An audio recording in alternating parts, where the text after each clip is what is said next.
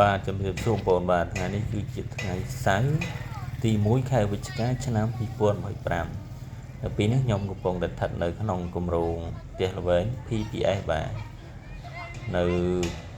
ចិត្តទៅនឹងផ្សារសន្តិភាព2បាទពីទូពង្រើមកតែចាំ1គីឡូទេបាទអញ្ចឹងខ្ញុំកំពុងតែនៅគម្រោង PPS ហើយអ្វីដែលខ្ញុំថតនេះគឺខាងមុខបាទជួសមុខគឺផ្ទះរួច 100% ហើយបាទមានអតិថិជនទិញហើយគាត់ចូលនៅគាត់បើកលក់ដូរបាទបងប្អូនឃើញក្នុងវីដេអូស្រាប់បាទអញ្ចឹងទំនុកចិត្តសម្រាប់អតិថិជនបាទព្រោះផ្ទះយើងសង់រួចមកដល់បងប្អូនឃើញផ្ទះឡើងមើលជាក់ស្ដែងបាទហើយលក្ខខណ្ឌបងប្រាក់ងាយស្រួលកក់ 2000 3000 បងប្អូនកាន់សោចូលនៅតែម្ដងបាទទំនុកចិត្តកាត់ប្លង់រឹងកម្មសិទ្ធិជូនបងប្អូន 100% ទៀតបាទមកឲ្យខកចិត្តខកម្ដងទេបាទ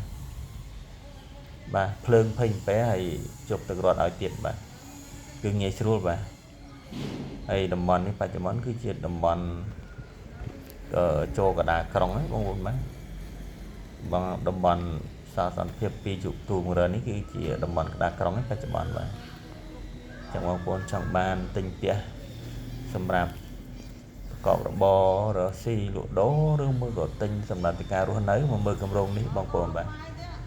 មើលផ្ទះជាក់ស្ដែងសម្រាប់ចិត្តភ្លាមបាទកក់2000នេះចូលរស់នៅបងប្អូនបាទងាយស្រួលបាទអញ្ចឹងចាប់អារម្មណ៍អាចទាក់ទងខ្ញុំតាមរយៈលេខទូរស័ព្ទ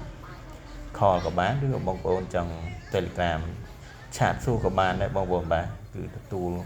បងប្អូន24ម៉ោងតែម្ដងបាទឆាត Telegram មកខ្ញុំនឹងតបបាទអរគុណច្រើនបាទ